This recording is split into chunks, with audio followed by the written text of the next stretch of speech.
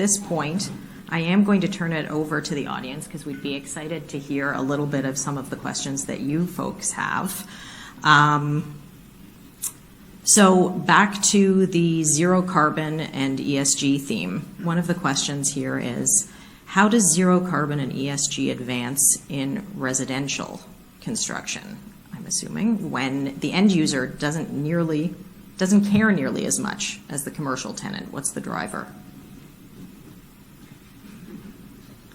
I think the premise is Hands wrong. up. I think the customer will care.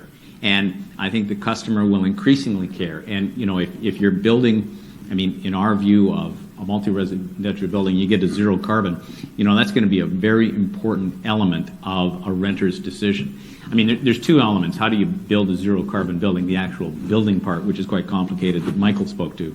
But on the ongoing operations, which you also spoke to, you know, it's basically electrification. And because that's how you get zero carbon in Ontario. And I think that zero carbon will be increasingly important to a customer who says, I've got a choice of 2 apartment buildings. One is zero carbon, one isn't. What are my values? It'll be interesting to see.